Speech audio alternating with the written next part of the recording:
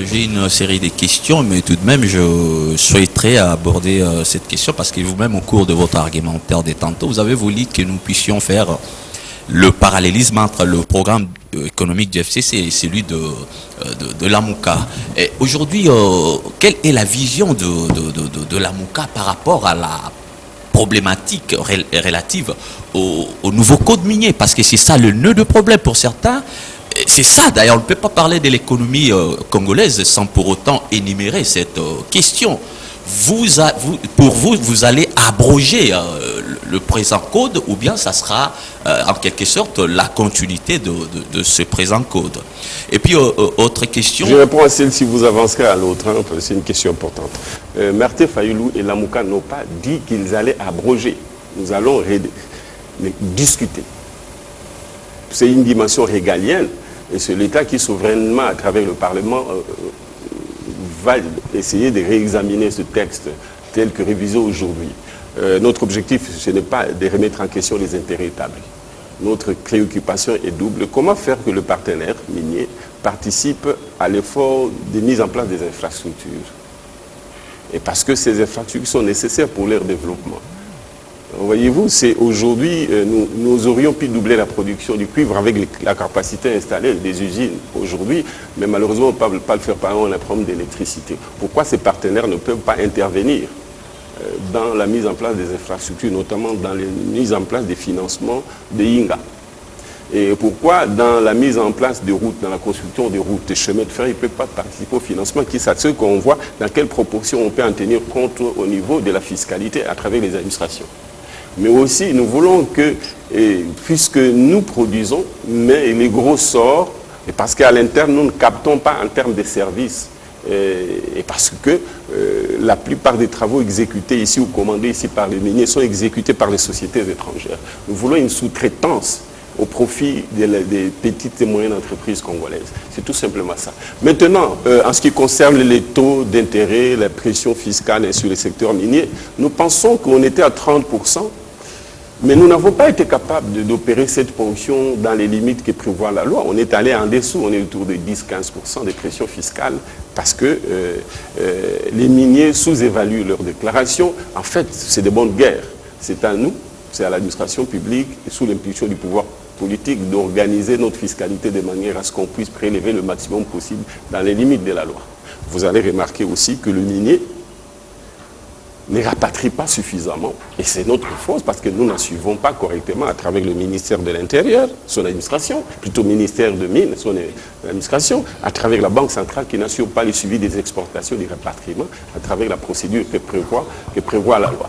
Donc, nous n'allons pas faire une loi qui soit de nature à affaiblir les secteurs miniers en décourageant les miniers qui investissent. Nous voulons rester dans des équilibres nécessaires pour permettre le développement du Congo, la mise en place des infrastructures dont les miniers ont aussi besoin pour fonctionner. Je ne vous interromps pas parce qu'ici, dans le programme quinquennal de l'AMOUCA, le montant loué dans ce secteur-là, pour une durée de 5 est de 501 millions de dollars.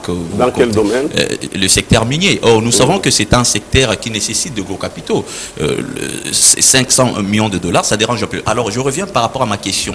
J'ai essayé d'analyser de près, passez-moi l'expression, peut-on considérer ce programme comme étant un programme antisocial? Pourquoi? Je essaie de voir ici, vous avez alloué à peine 1 milliard de dollars pour le secteur de l'éducation, donc c'est ce qui donne une moyenne de 20 millions de dollars par an, 500 millions de dollars au niveau de la santé, sur un total, une population totale estimée à plus de 81 millions de dollars. Justement, alors, monsieur le Premier ministre, j'aimerais ici que vous puissiez éclairer la lanterne de l'opinion. Est-ce que vous n'avez pas beaucoup plus accordé beaucoup d'importance à tous ces secteurs sociaux? Non, les secteurs sociaux, nous les voyons à travers le budget régalien, c'est-à-dire le budget de 45 milliards. Tout ce qui est investissement, c'est assez résiduel parce que nous prenons le gros dans les secteurs régaliens. Et puis, sachez que l'agriculture, c'est transversal. Quand nous dégageons les ressources pour les routes de l'intérêt local, c'est pour encourager les mouvements de marchandises et de la population rurale des lieux de production aux lieux de consommation. Et dans l'entretemps, nous avons loti ces secteurs à travers les infrastructures de base, l'électricité, et si vous voulez, et les routes d'intérêt national. Donc c'est dans cette approche transversale que vous rencontrez l'agriculture plus ou moins partout. Vous avez affecté à peine 2 milliards de dollars parce qu'ici vous avez dit que nous devons voir grand. La République démocratique du Congo dispose d'une potentialité de terres arables estimée à 80 millions de terres arables capables de nourrir plus d'1 milliard de terriens. Affecté à peine 2 milliards de dollars, ici on a comme l'impression que vous n'avez pas fait de l'agriculture une priorité de priorité. L'agriculture, comme je viens de le dire, je répète, c'est un secteur transversal. D'abord, il faut savoir que le secteur rural, ce n'est pas un secteur de l'État. C'est un secteur privé. Ce sont les ménages. Ce sont les grandes entreprises et petites entreprises qui investissent dans l'agriculture. L'État vient à l'emprunt en aménageant les infrastructures de base, en achetant les semences, en les distribuant, etc. Donc, c'est comme ça qu'il faut voir les choses. Donc, nous mettons 1 milliard, dont 1 milliard pour ouvrir les routes d'intérêt national, parce que nous envisageons de consacrer plus ou moins 200 millions en moyenne pour les cantonnages manuels, pour les routes d'intérêt national, et 1 milliard pour couvrir le pays en semences et en tous les médicaments dans les domaines, si vous voulez. Je fais encore une comparaison de chiffres, et vous comptez construire 5 aéroports internationaux, donc dans 5 ans, et pour un montant global de 800 millions de dollars. Et on a fait les calculs, donc ça donne une moyenne de 160 millions de dollars par aéroport.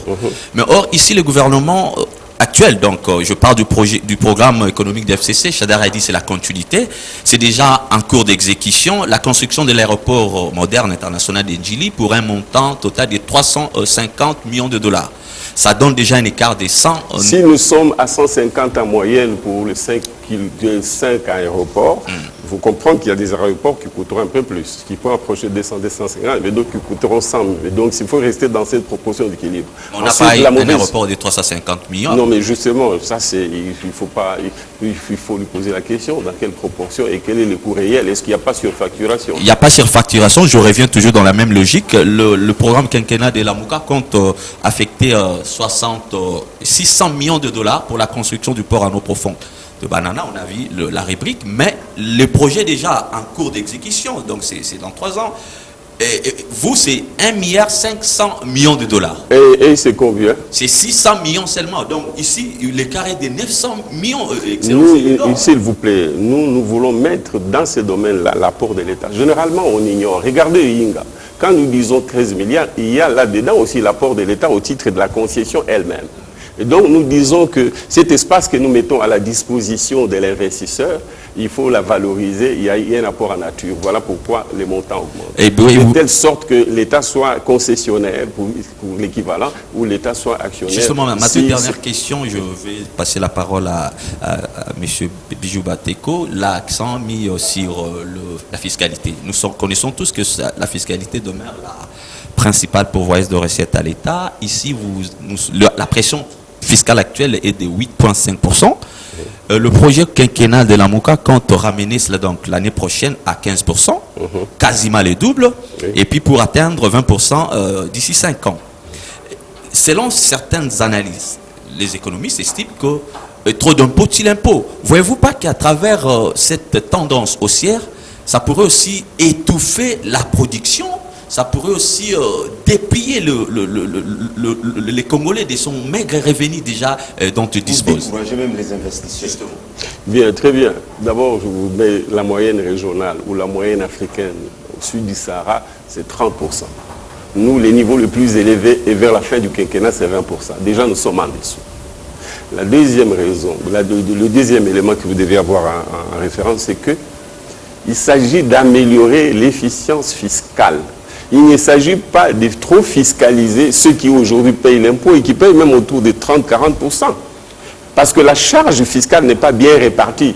Elle plombe l'activité de ceux qui sont dans l'informel en laissant tranquilles ceux qui sont dans l'informel mais qui brassent de l'argent. C'est en fait en élargissant l'assiette fiscale, mais en soulageant ceux qui aujourd'hui payent excessivement pour faire porter vers l'informel une partie de la pression fiscale. C'est à ce niveau qu'on arrive arrive à une moyenne de 20%, tout en considérant la faiblesse de notre administration. Pourquoi nous sommes minimalistes autour de 20%? C'est déjà minimaliste que d'être à 20%, parce que la moyenne, c'est 20%. Dans les domaines miniers, ça devait être 30%. Donc il faut voir la tendance générale et nous donnons la moyenne en faisant un effort d'élargissement de l'assiette, plutôt que aujourd'hui, c'est 30-40% pour certains opérateurs qui sont dans le formel et au détriment de ceux qui... 30 000 Congolais disposent les numéros d'impôt sur un total de 80 millions. Voilà. Alors, Excellence, parlons un peu logement, parce que j'ai aussi feuilleté le programme. Je trouve que vous prévoyez 1 million de logements pour la ville de Kinshasa, qui sera estimé à 10 milliards de dollars. Et ça, c'est dans le cadre des partenariats publics-privés ou les secteurs privés. Comment vous allez vous y prendre? D'abord, parce que dans l'une de vos tribunes, 6e d'ailleurs, Kinshasa, l'enfer au paradis. Alors, comment vous allez vous y prendre dans le cadre du programme Lamuka pour mobiliser justement ces ressources? C'est 10 milliards dans la ville de Kinshasa et 20 milliards à travers les 50 villes, plus ou moins 50 villes et cités. Et 10 milliards, c'est pour loger 1 million de ménages. Je dis bien 1 million de ménages d'une moyenne de 5 enfants. Je simplifie. 5 enfants, c'est-à-dire 1 million de ménages, 5 enfants, c'est 5 millions de Quinois sur 15 millions actuels. Nous voulons décongestionner les 1000 km² que nous occupons aujourd'hui. Je ne sais pas si vous savez, je vous donne des indications. D'abord, Kinshasa, c'est 10 000 km². Je dis bien 10 000, donc plus ou moins le tiers du Rwanda ou du Burundi. Le Rwanda, c'est plus ou moins 26 28 000 km². Nous, on est 10 000 km à Kinshasa. Mais à partir de la Gombe jusqu'à Kimbanseke, c'est 1000 km². Donc les 10% de Kinshasa, seulement 10% sont occupés par 22 communes. 10 autres pourcents, c'est-à-dire 1000 autres kilomètres, sont occupés par l'Ancélé. Et les 8000 qui restent sont occupés par ces Maluku. Et Maluku est vide. Nsele est à moitié vide. Mais Kinshasa, il y a un trop-plein. Donc Kinshasa, plus ou moins 14 millions sont à Kinshasa. Kinshasa, si vous voulez, la partie de 22 communes, c'est-à-dire qui va de la Gombe jusqu'à Kimbanseke. Alors nous voulons prendre les tiers de ces 15 millions qui habitent ici à Kinshasa, sur 1000 km, nous voulons les ramener sur 1000 autres ou 2000 autres vers Nsele et Maluku. Mais comment nous le faisons? La terre existe et nous voulons la distribuer gratuitement. Ces 1000 km² signifient 100 000 hectares. 100 000 hectares peuvent être occupés par 10 parcelles ou 10 lopins de terre. C'est-à-dire 1 million de parcelles qu'on peut distribuer sur 1000 km². 1000 km² fois 100, ça signifie 100 000 hectares, multiplié par 10 habitants par hectare, ça signifie 1 million de ménages. Des ménages qui ont en moyenne une population de 5, c'est-à-dire 5 millions de Quinois, on veut le déplacer. Mais on ne va pas le déplacer avec de l'argent de l'État qui n'a.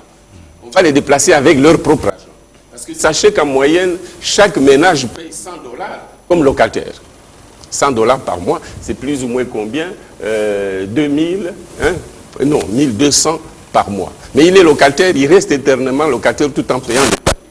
Nous voulons que les Quinois de demain payent 100 $, au bout de 2 ans, 3 ans, qu'ils deviennent propriétaires d'une maison qui coûte 10 000 $, qui peut coûter 8 000 $ suivant le choix et la dimension et la qualité de la maison.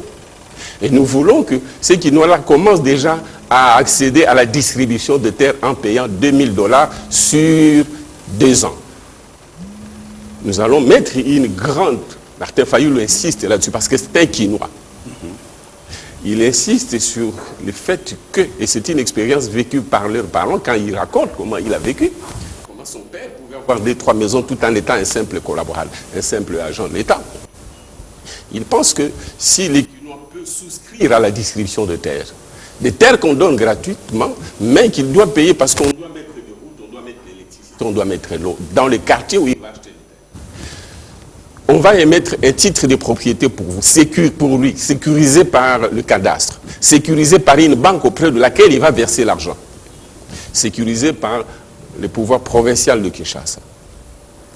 S'il paye, au bout de 1002 ans, il a déjà son titre et on peut déjà commencer à construire la maison. Moi-même, j'en ai une expérience dans le cadre de mes affaires privées. Nous avons construit pour les professeurs d'université, on continue à le faire. Nous avons construit pour les médecins, on continue de le faire. Ils coalisent, ils cotisent, il y a un compte sur lequel nous prélevons pour exécuter les travaux et on les livre au fur et à mesure. Donc, nous disons, si sur les 1 million de ménages qui peuvent payer sur 3 ans, 4 ans, chacun $10 000, en commençant tout simplement avec $100, au bout d'une année, il a déjà son titre de propriété. Et nous faisons la mise en valeur à $8 000 pour lui donner une maison de 4 chambres, c'est-à-dire 4 pièces, un salon, 3 chambres, une pour les parents, une pour les garçons, une pour les enfants-filles. Je crois que nous pourrons décongestionner Kinshasa et donner à tous les jeunes la possibilité de s'acheter une maison sur 5 ans. Mais ces jeunes vont trouver l'argent. La plupart d'entre eux, nous allons les recruter. On fera une armée de briquetiers, des charpentiers, des menuisiers. Les filles, les garçons seront des menuisiers, des charpentiers, des briquetiers.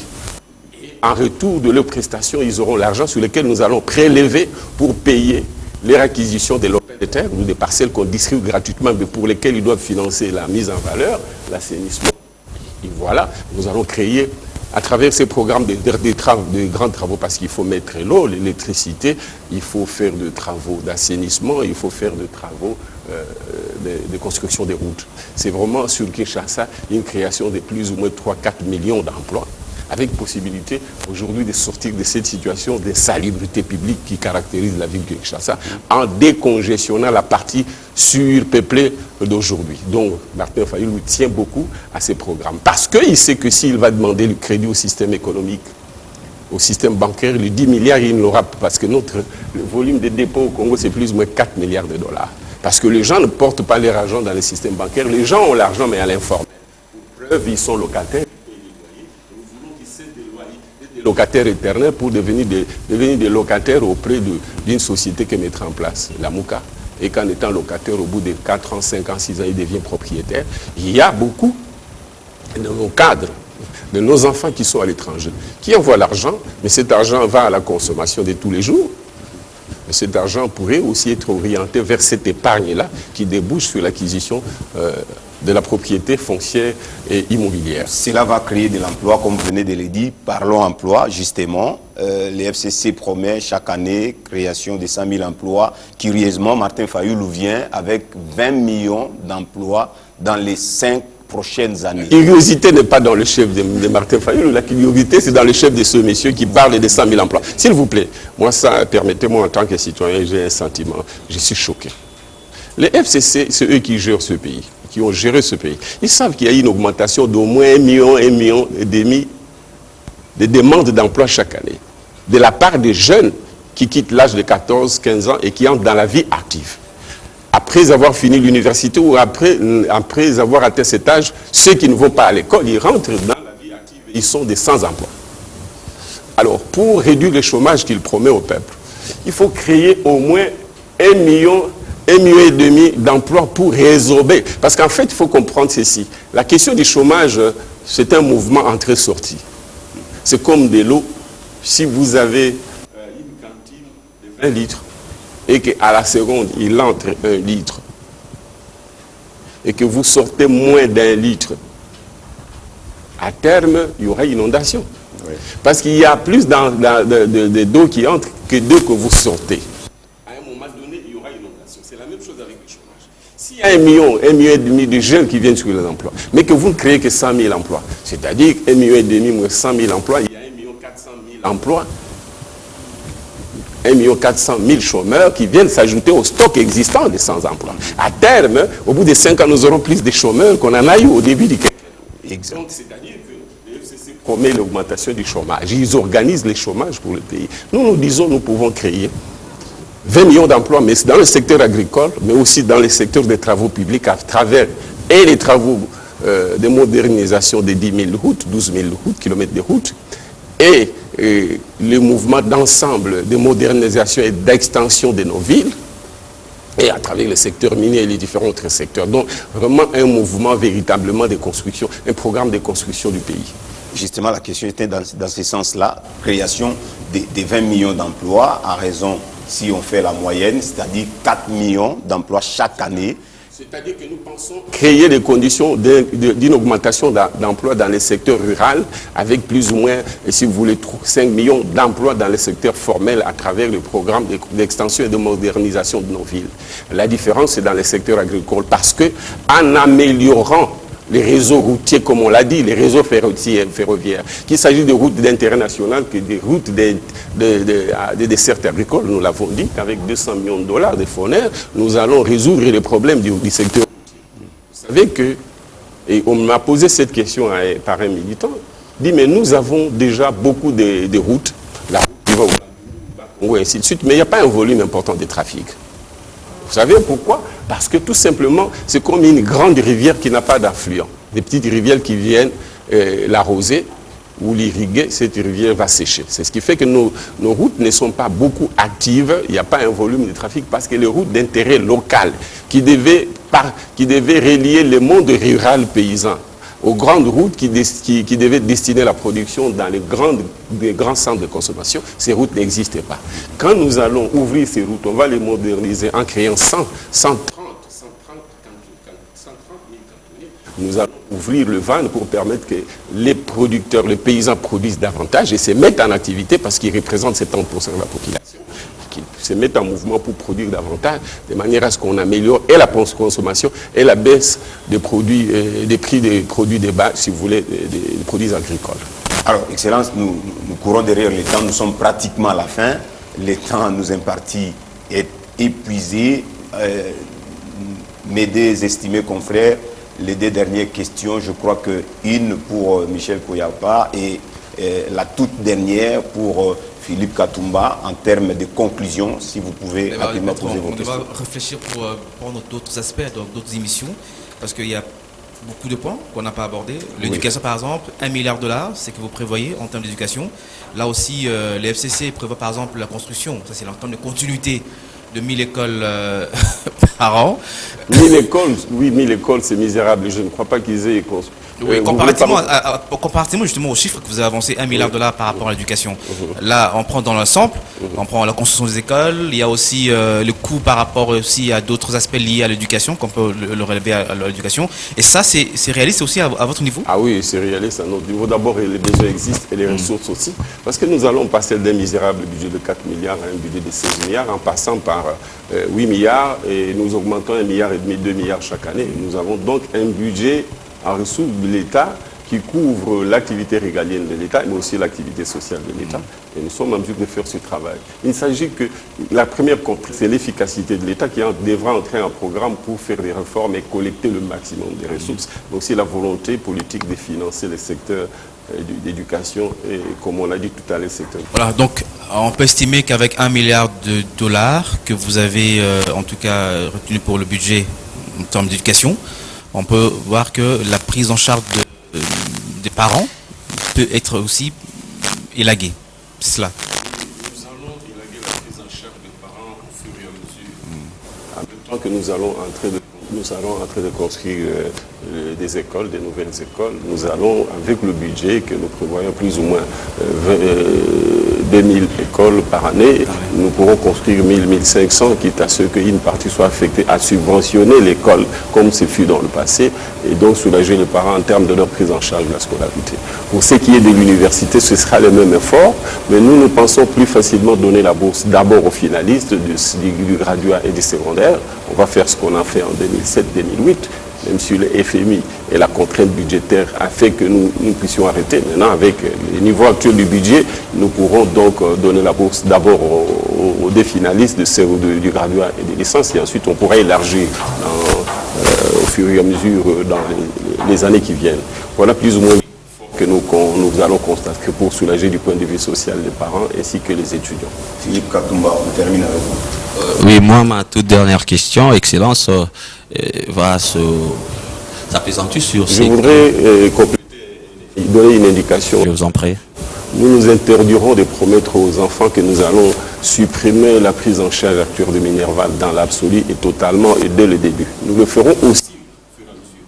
Parce que le faire dès le premier exercice ou le second exercice suppose, c'est prendre en charge plus ou moins la moitié des effectifs de l'enseignement. Parce que nous avons plus ou moins 1000 étudiants à travers l'ensemble des universités et instituts supérieurs.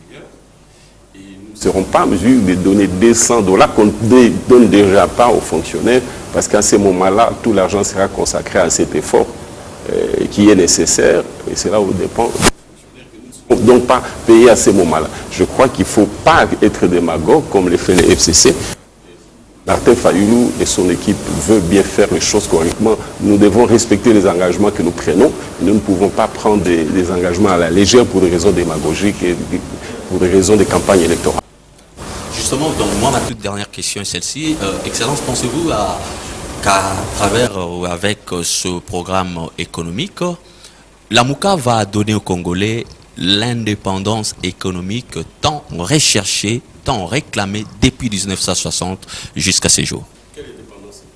Les Congolais ne profitent pas de ce qu'ils disposent en termes de ressources. Vous-même, lors de votre tribune, vous avez brandi le PIB de la République démocratique du Congo, estimé à plus de 45 milliards. Mais s'il faut soutirer le PNB, vous allez voir que le Congolais vit qu'avec le miettes. Oui, voilà, ça c'est évident. Déjà, le PIB partait d'habiter autour de $500, alors que la moyenne africaine, vous prenez l'Angola, c'est $5000. Et Congo-Brazzaville est autour de $7000 par tête. Donc nous avons le 10e.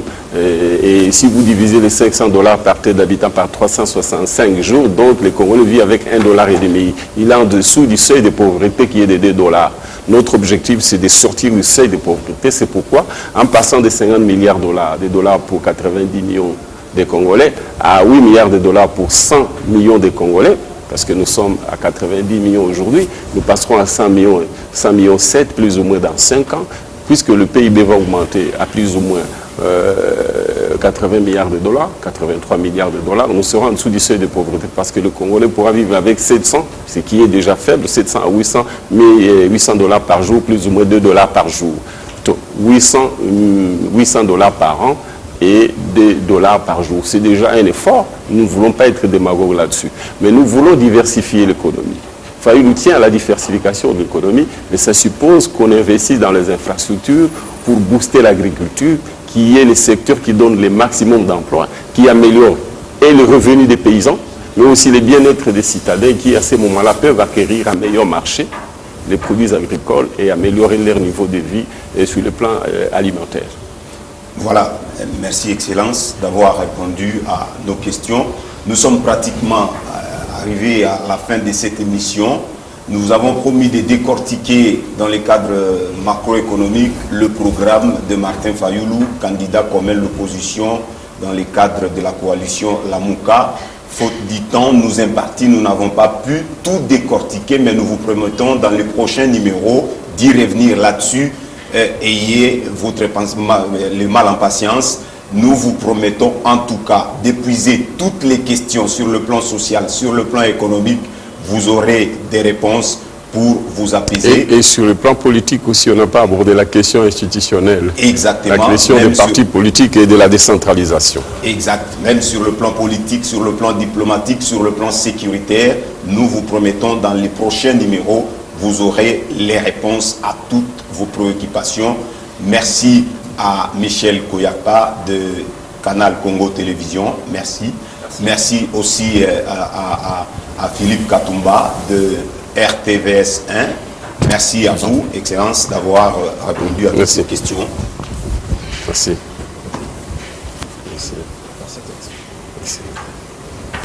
Merci aussi à vous, très chers téléspectateurs. Je compte vous retrouver tout prochainement pour un nouveau numéro. Au revoir.